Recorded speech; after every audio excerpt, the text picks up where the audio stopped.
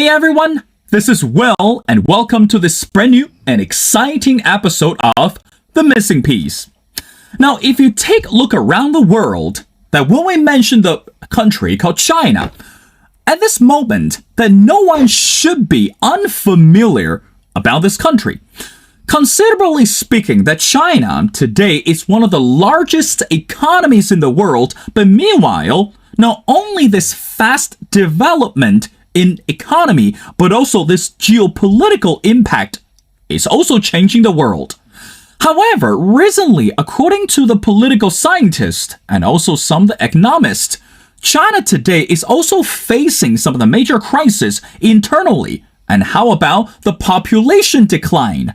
And according to the source, the population decline, especially among the younger generations, it's actually posing major threat not only to China but also to the Communist Party. Now, realistically speaking, what about the vulnerability and the bigger picture for China? So that's why today it's my great honor to invite Professor Kent Deng. Now, Professor Kent Deng is a professor of economic history at the London School of Economics and Political Science. Now, without further ado, Professor Kent Deng, and welcome to The Missing Piece. Thank you so very much, Will. I will do my best. So please fire at me your question.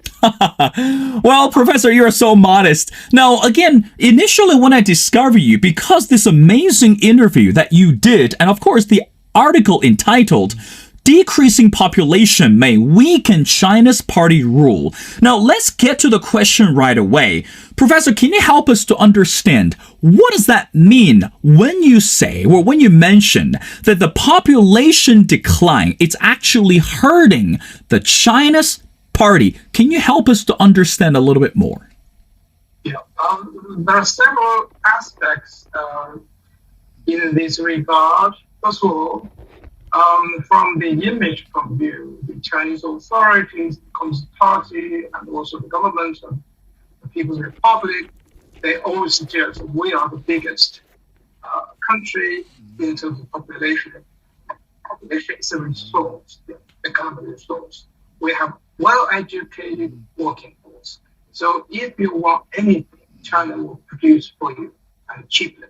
So that is the common understanding of the Chinese, if you like, comparative advantage. Yeah? Now, if you have an aging and also shrinking population, that resource advantage will disappear.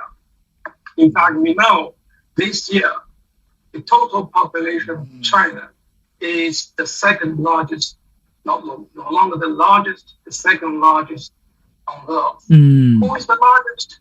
India. India has surpassed China and become the superpower of demography. What India offers to us? Cheap labor. Something China always wants to have. Now, China is no longer have that advantage or luxury. So this is a shock to the political leadership. Secondly, now in terms of taxation, right? Chinese population support all the government programs, including belt and roads, including internal infrastructure, also internal domestic housing market. All these things are related to the ability to pay.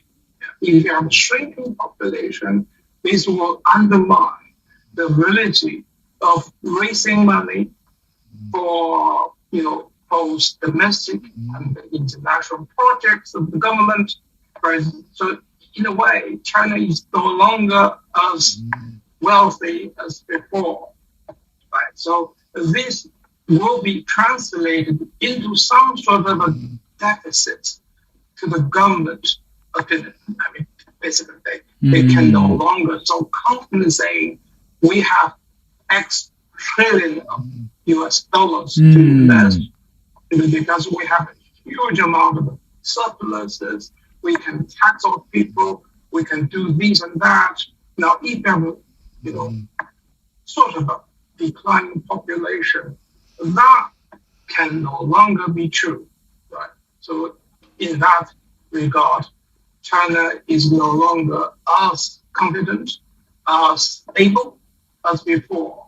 Now, if you translate all this into the political legitimacy of China, so from the external point of view, if China is shrinking in terms of manpower, if China is shrinking in terms of ability of investing overseas, or if China is no longer as the last resort of the investment as 10 years ago or in the past 10 years, so this will, basically undermine China's leadership image internationally. But domestically speaking, if you have a shrinking population, other things will come to, problems will come to exist. For example, let's say, if Chinese populations start to shrink, immediately the surplus labor or the advantage of cheap labor will no longer be with China. Then this will mean that China's cheap exports will become more and more expensive.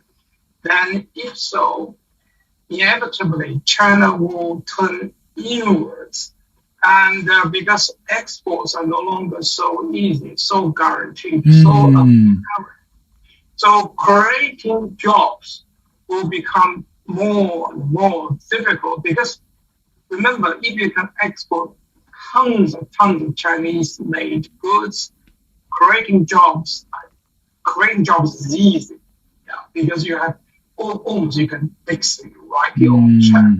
Now, if China's this comparative advantage start to fade out, then creating jobs no longer very, very easily. So this will really this will present to the Chinese authority a major challenge. Can you actually, with this shrinking population, with this shortage, cheap labor, can you still create enough jobs for everyone? So simple things like population growth can do so much damage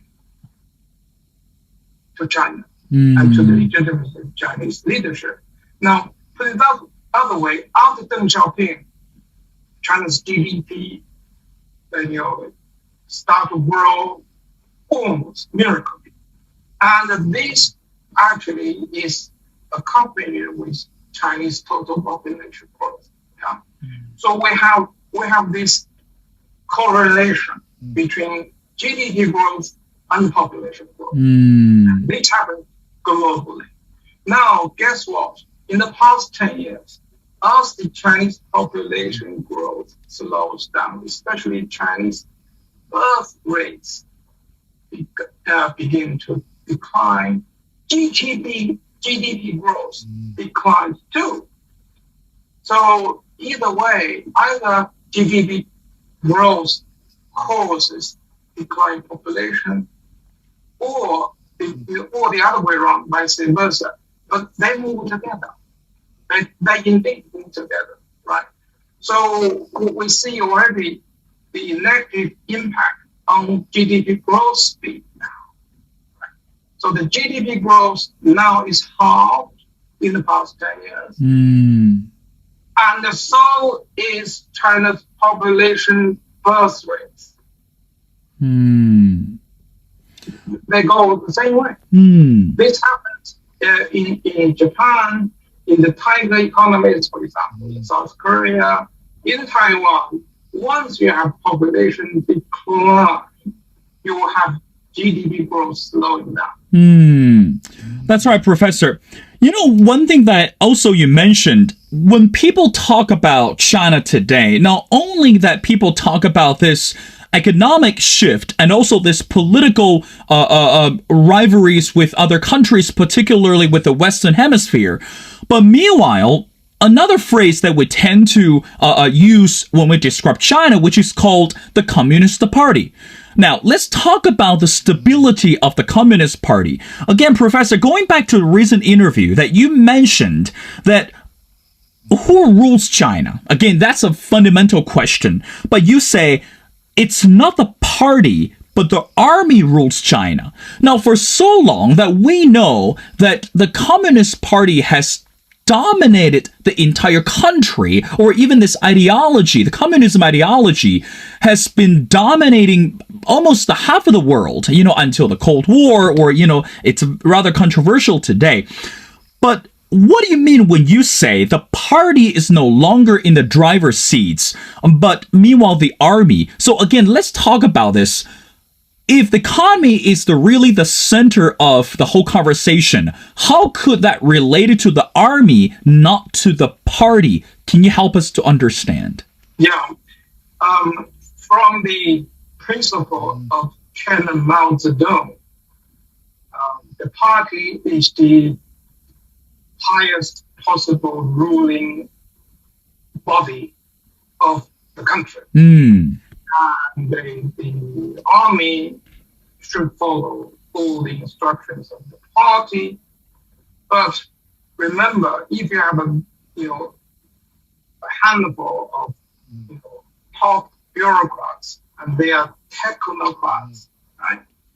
Then you have a handful of top brass of the army.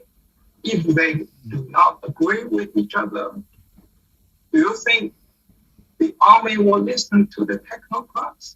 I don't think so. So eventually, after the death of Mao Zedong, there's a very subtle change. The army often decides, because army possesses the real power. They can actually forcefully carry out certain, for example, opinions or certain policies. Let's say that if the army decide, okay, we should take Taiwan back, and the army will do it. They can lobby. They have the resources, and also they have the discipline and they have real punch in the system. So Mao Zedong is right. The political power comes from the barrel of the gun. Right? If so, if the party does not have the barrel of the gun, the army will have the final say. Simple as that. The same rule. So if for example, the party leaders are at the same time top commanders of army, no problem at all. But if party leaders are now, technocrats, then the army apparently rather thrives from the Mao's, if you like, principle. So this happens also in the Soviet Union. For example, Yeltsin. Remember, Yeltsin appealed to the Soviet army, the Red Army, that I'm the president, you guys stop. So at that moment, it seems to me in Soviet Union, Yeltsin, the leader of the party, can basically make his final appeal and order. Can this be true today? We're not sure. We're not so sure, because it depends. President Putin hasn't been an army man. Right? So he's, technically speaking, he's a technocrat. Can the army chiefs really follow religiously his instructions? I'm not so sure. I'm not so sure.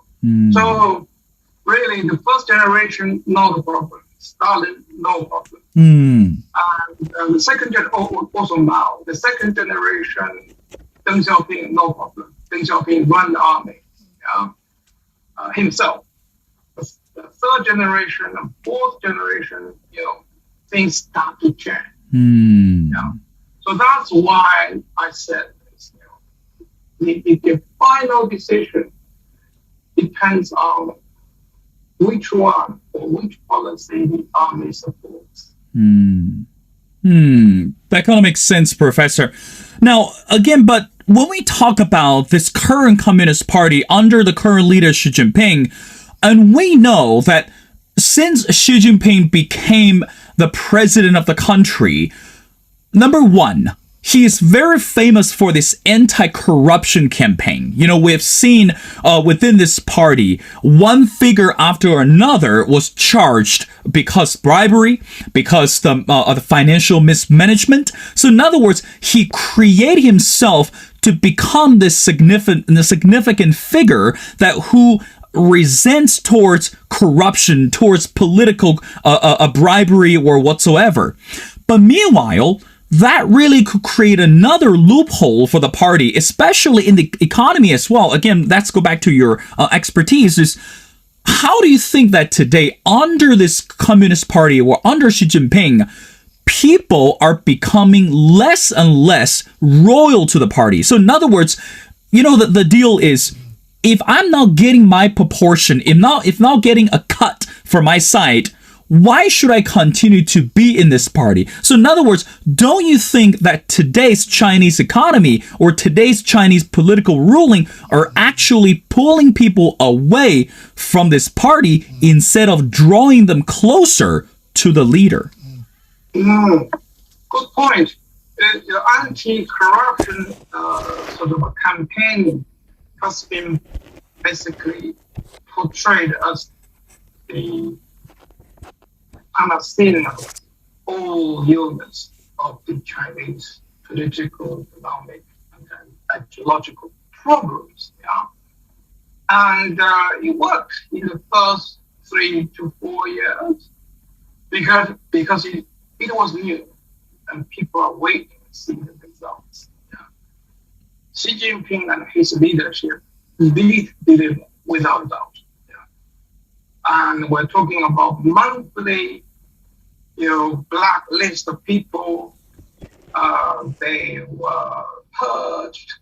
They were put into jail, and so on and so forth. They have their, legal incomes confiscated, and so on and so forth. Right. However, if you believe this campaign alone can also deliver other goodies to the general public, then you are wrong, because in the past 10 years, China's, for example, Gini coefficient, which is the reliable measure of inequality, that Gini coefficient has remained very, very high. How high? Higher than the United States. Right? So if, let's say the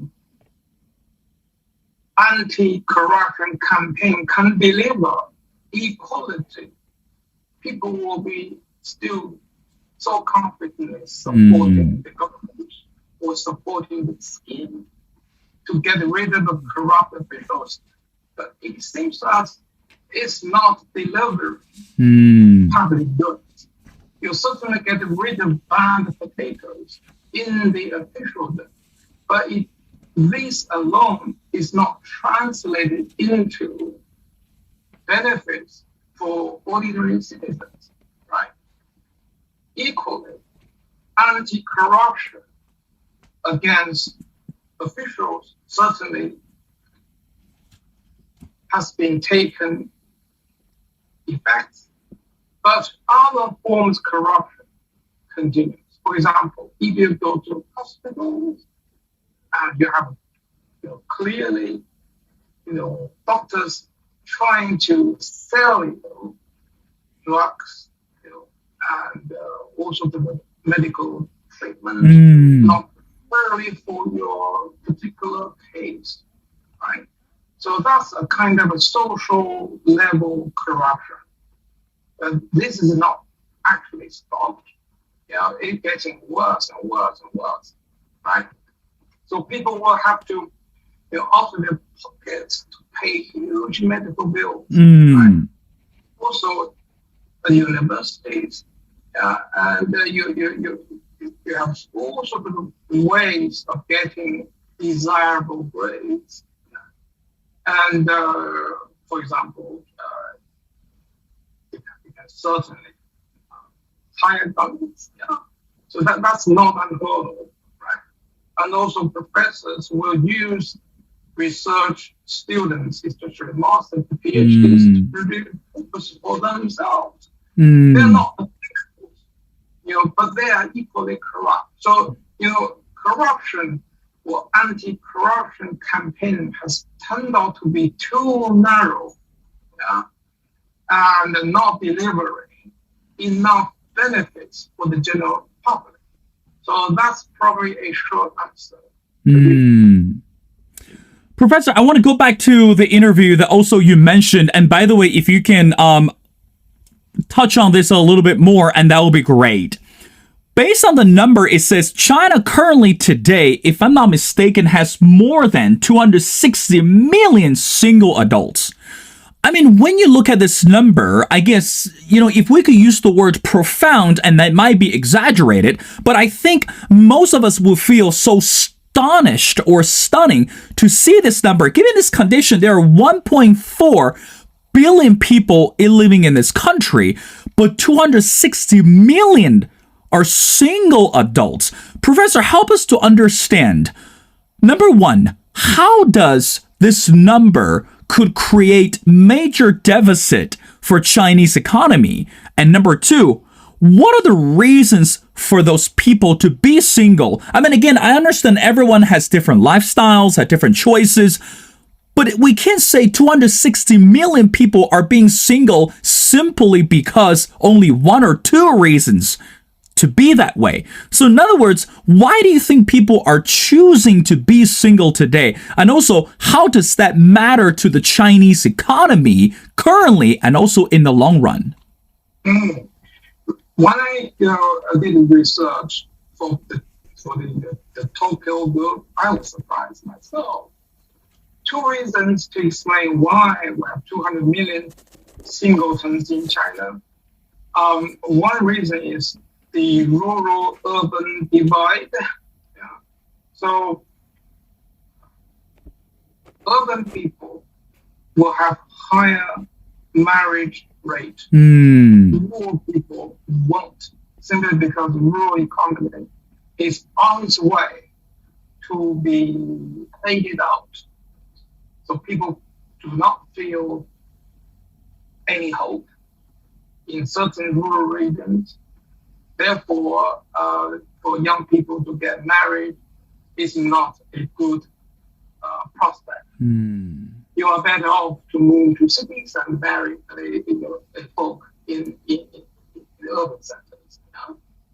So that's the reason why in rural China, marriage rate declines. In urban centers, then you have a group of well-educated women. They are certainly, if you like, new breed of Chinese.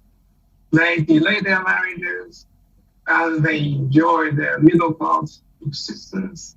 So marriages are no longer so appealing to them. So they decide to stay single. And plus, you have this horrific gender imbalance or sex imbalance. How unbalanced the Chinese gender or sexes between two sexes.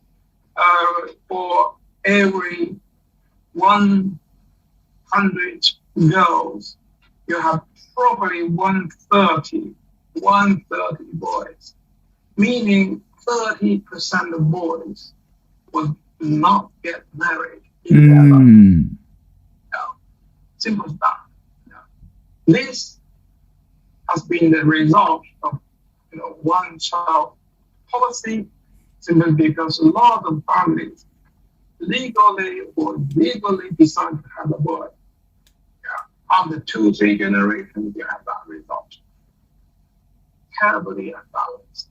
Yeah. So even for free market marriage sort of arrangements, a third of boys may never get married.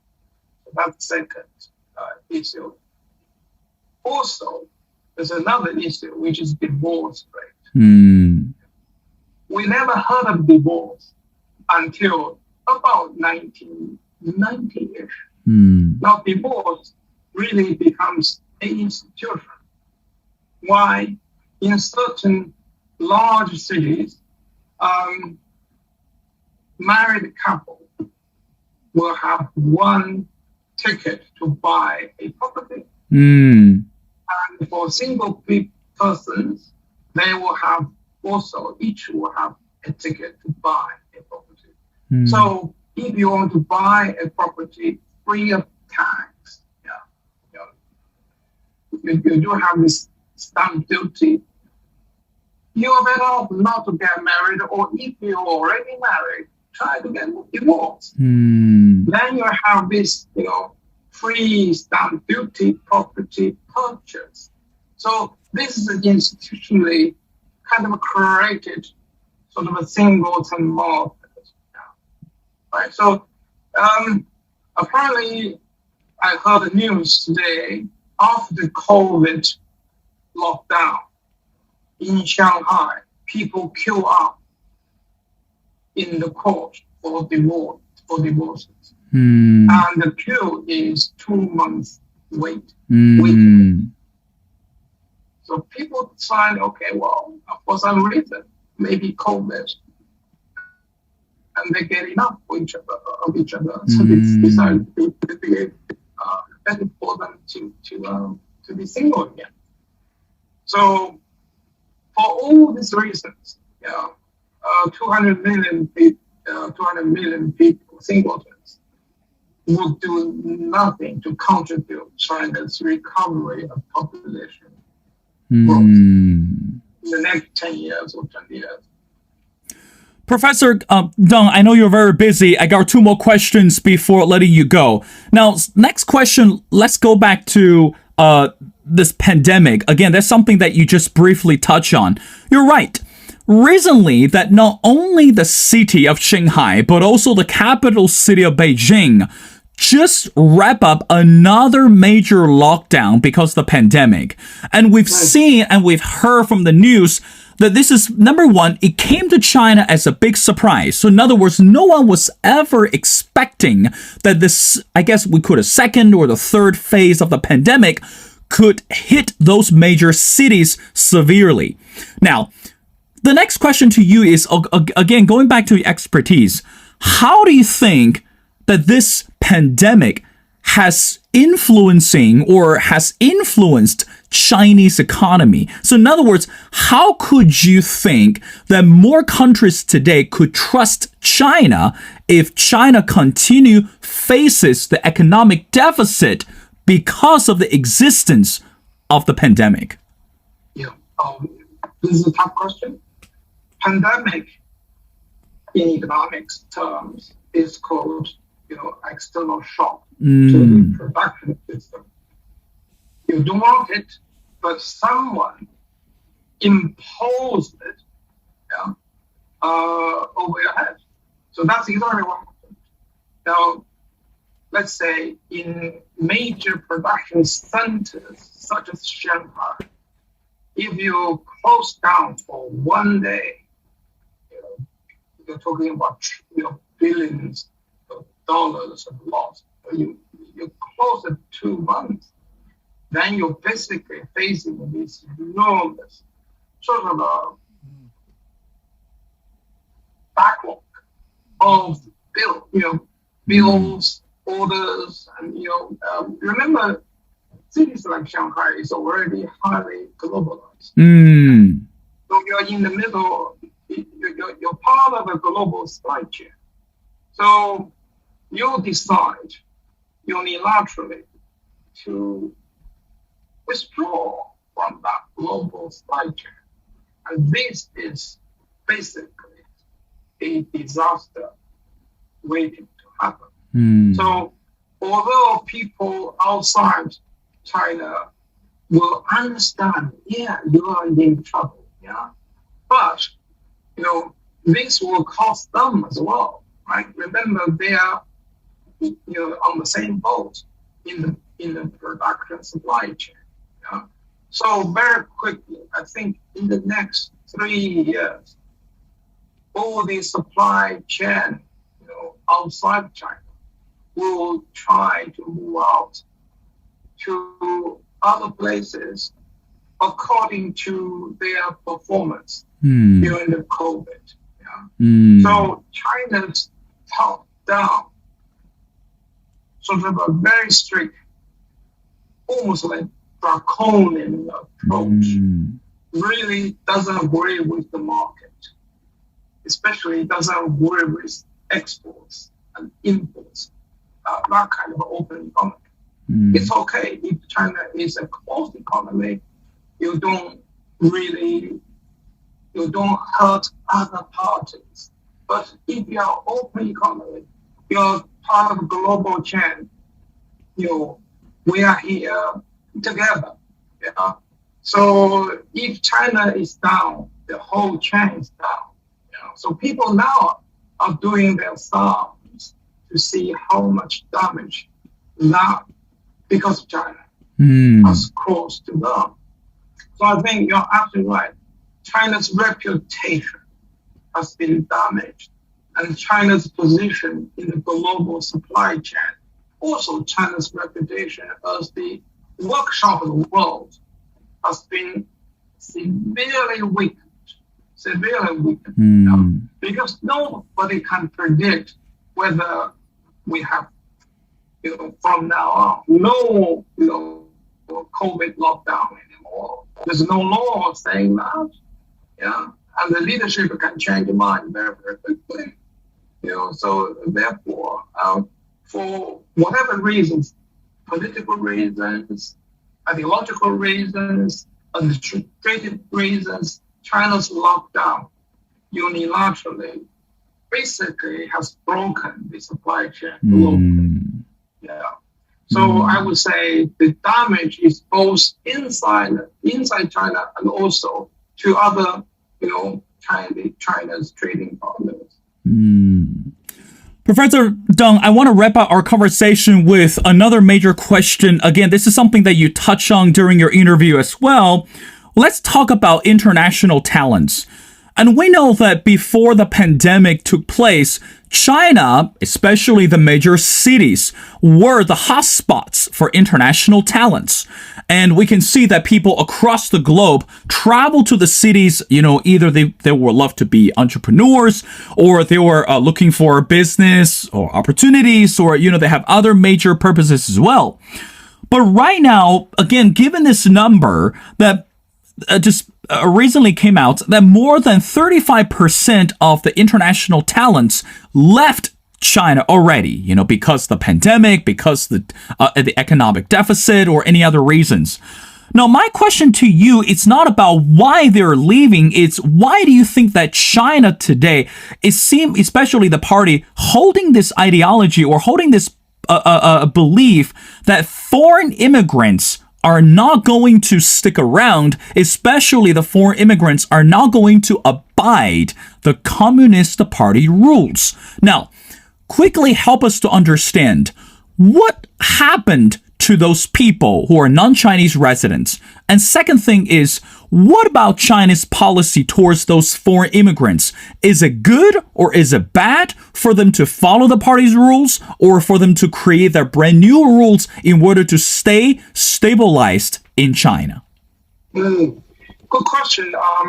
China's leadership always want to make China a welcoming place for foreigners, for political, technological issues, financial issues, for reasons. And in that regard, foreigners especially Europeans and North Americans, have been treated well. Put it this way, have been treated well. Their salaries are higher than Chinese nationals, and also they have certain privileges. For example, they can actually they can Google, they can log on also to the Western media. So they create a different community, pretty much like pre-1949, we called foreign concession. The only difference between current China and old China is whether the foreign laws will apply. In old China, in foreign concessions such as Shanghai and Guangzhou, foreign laws govern foreign. Yeah, Chinese laws govern Chinese. Yeah, so this is really a apartheid system, if you like, on a very small scale. But now, foreigners all of a sudden realize, although they are already treated better than Chinese, right? No doubt, but their positions are undermined compared with pre-COVID privileges. Yeah. So their positions, their income, their freedom has been discounted. In absolute sense, although in relative sense, they are still better off than the Chinese nationals, their Chinese colleagues. So this will actually persuade a lot of such international, expats to leave China. They can go to Singapore, they can go to Vietnam, they can go to Cambodia, if they want, if they are truly international. So because they are already highly mobile, the fact that they decide to stay in China for a couple of years or 5 years or married locals means they're quite flexible. They do not have to stay on indefinitely. So in that regard, I mean, they easily can cross the strait and enter Taiwan. Very, very easily because in Taiwan they have more compatible political system of democracy, freedom of speech, and they don't have such sort of a very harsh lockdown policy. So in that regard, it is an open competition global market. So those foreigners should have such a freedom to choose. They are not fools. They know exactly what they can get inside, also outside China. When they do the sums, they will decide. Well, Professor, that kind of makes sense. But again, right now, since the whole world is still trying to recover from the pandemic, and also that includes China as well, but I guess we can't really know how far China can keep on walking in terms of this economic balance and also this political strategies. But meanwhile, as long as the world continues to run, China has to somehow follow the rules in order to be more innovative or in order to be thinking outside the box. Kent Deng, and he's a professor of economic history at the London School of Economics and Political Science, and his research interest and writing includes the rise of literati in the economic life of pre-modern China and the maritime economic history of pre-modern China as well.